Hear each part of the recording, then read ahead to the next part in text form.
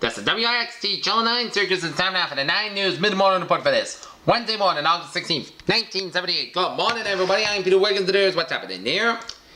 In Washington, the House approved a 39-month extension of time for ratification of the Equal Rights Amendment on Tuesday and sent it to the Senate, where opponents have threatened the filibuster.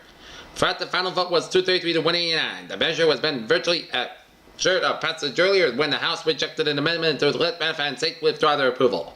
The proposal was defeated 227 to 196. Both votes were greeted by cheers from ERA supporters of the House floor and at the galleries. Before the final vote, Representative John Buchanan, Democrat from Alabama, supported the extension, told the House this is now or never for many women in the United States.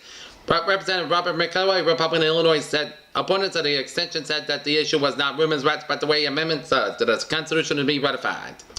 Representative Don Edwards, Democratic California floor leader for the extension forces, said before the session vote that approval for the proposal would be a total defeat for the extension. Rejection of the amendments, therefore, apparently paved the way for the House to pass the extension and send it to the Senate. The ERA, which probably discrimination based on sex, must be ratified by 38 states by next March 22nd unless the deadline is extended. The House approved moving the deadline back to the June 30th, 1982. 35 state legislatures have voted to ratify the amendment, but Idaho, Kentucky, Nebraska, and Tennessee later voted to rescind their actions. In Kentucky, the reversal was vetoed. Representative Elizabeth Holtman, a chief sponsor of the extension proposal, and a vote against extension will be a vote against the ERA. We are just asking a time for a reasoned debate.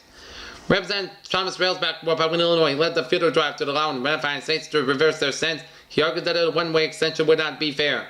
But the opponent said it would be fair because legislatures could use the additional time to vote either to ratify or not to ratify. They said allowing legislatures to change their mind would create chaos in the consideration of constitutional amendments. The extension is not a one-way street, said Holtzman. It's a two-way street. What his Railsback amendment would do is make a one-way street with everybody running in different directions. Say hey, Willie, say hey, fans called to Willie Mays Grand Marshal to Tuesday night parade on the eve of the start of the Empire State Games. But Mays stood a surprise that many of the thousands of parade goers was one of the few athletes to take part in the march. Reports of the 5,000 amateur athletes who participated in the games would be in a parade proved false. Still, a parade is a parade. Watchers lined South Slater Street from Adams Street to Clifton Street and listened to fife and drum band music from the Elvis Presley car. Recordings of the rock star who died a year ago today. The Elvis contingent consisted of 4 middle-agers on fencing, motorcycles, car winning speakers, and 11 children each carrying on American flag in one hand and an Elvis placard in the other. More conventional parade offerings also were on hand. The Tigris Border Patrol, the Syracuse Mounted Police, and the drum and fife on the Drum and Bugle Corps of the East Syracuse Middle Schools, Greece Shoreline Cadets, the Lakeside Rangers, and the Irish Brigade. Of course, there will be all those uniformed young girls trailing rifles, and tons of them. But athletics at the time of the parade, so the athletes and their supporters participated. Estonians placed but spread a placard in the Estonian car, which preceded Empire Games crew team, each member carrying in his order right shoulder arms. These things weigh not too much, said oarsman Steve Anthony, 12-foot oar in hand, as he ran to the turn on the Riviera stand. An exertion he was not alone. The young women from which ways up gymnastics school tumbled in the length of the Solana, while other youngsters without a supervised institution chased the Firehofer Baking Company float and gathered in more, than in the share of the cookies being tossed to the crowd. But real athletics will follow opening ceremonies at 7 p.m. today at Uchflood Stadium, and Governor Hugh Carey will be there to present the game's first gold medals to the youngsters who wore the mini-Olympic theme song, Olympic Empire Gold. Following to be the Olympic torchlighting ceremony, the administration of Olympic oath, and the thousands of young athletes on a large fireworks display. State police at 1:45 a.m. on Wednesday were investigating the death of a Scandalese woman whose body was found at home on Benson Road late Tuesday night. State Police Lieutenant James Zink said the woman was about 45 years old, with the victim and a resident of the dwelling located about 2.5 miles from the intersection of the Benson Road, West Lake Road, Road 41A. He declined releasing the identity of the woman pending further investigation. State's ambulance was sent to the real home at about 11:30 p.m. Tuesday after receiving a report of a gunshot victim. State Police investigators also were sent to the scene. Zink declined any further comment concerning the investigation. A representative of the district attorney's office with the county medical examiner office were on the route to the scene early Wednesday. Diana Nayad and Stella Taylor gave up their attempts at a 100-mile open ocean marathon swims on Tuesday, defeated by tides, winds, and vicious ocean currents. I quit. I'm sorry. I tried so hard. Something as he was pulled aboard her escort board. I've never done anything so hard in my life. Nayad, 20, spent a year preparing for the adventure, made it less than half the way to the Florida Keys from Cuba. Miss Taylor, 46, only about 18 miles from her girl in the Bahamas and Florida swim when she gave up. Miss Taylor was pulled about her companion boat shortly after 3 p.m. about 18 miles off Jensen Beach, according to Jack Krauser, an onshore spokesman for her crew. I know that the tides turned on Stella and she just couldn't fight and had to give up. Crosser said, Miss Taylor secures no shot cage.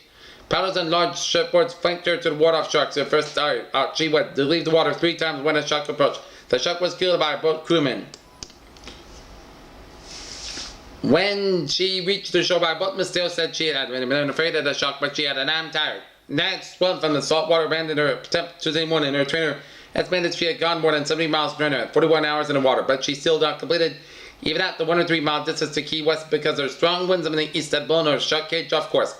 When at the Courtport reached Florida, she took 2 steps before being carried to an ambulance. I don't think there is another swimmer will have done what I've done today, she said. Both women trying to establish an open water distance record of Ned had persisted despite seasickness and fatigue. The she had kept going, even though the mouth blistered and her tongue swelled after she was stung by poisonous jellyfish. She appeared to be struck and strongly pleaded to continue when she was pulled about 7:45 a.m. Central Daylight Time. I can't quit now, I can't quit now. You don't understand that there's another place to go, she said.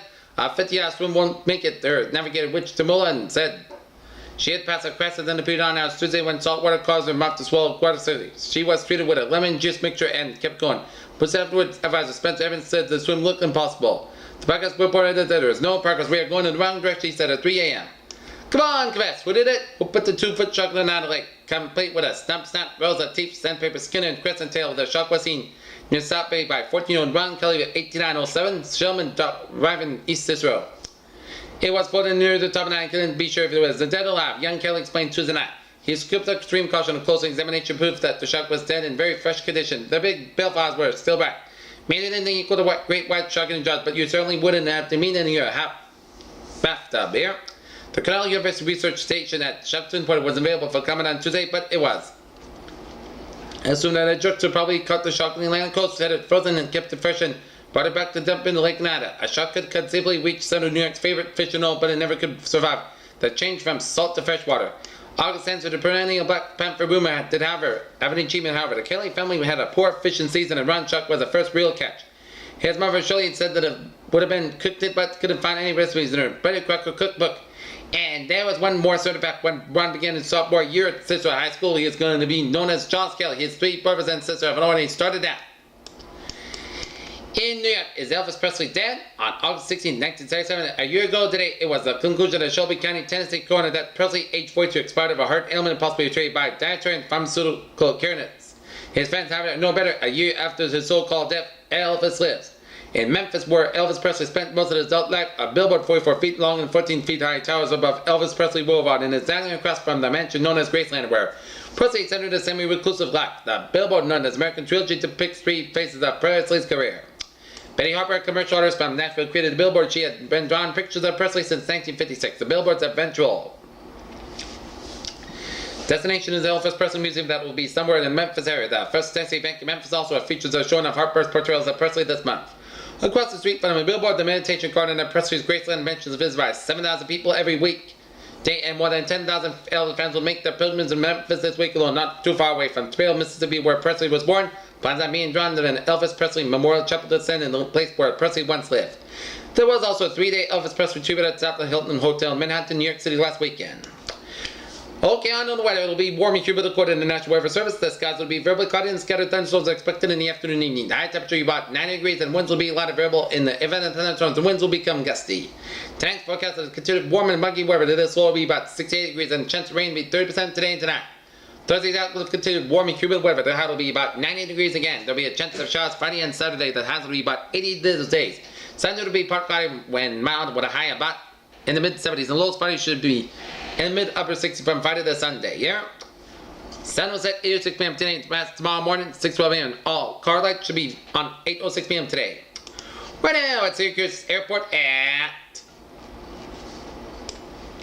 10:15 in the morning time here on this August the 16th of 1978. We have a temperature of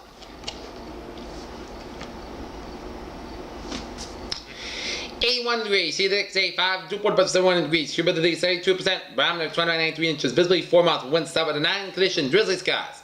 Yeah, that's me for the 9 News, mid-morning reporting on this August 16th, 1978 on a Wednesday evening, on a Wednesday morning. Peter J. Woods, you have a good day. We'll see you later. Bye-bye, everybody. Have a good day.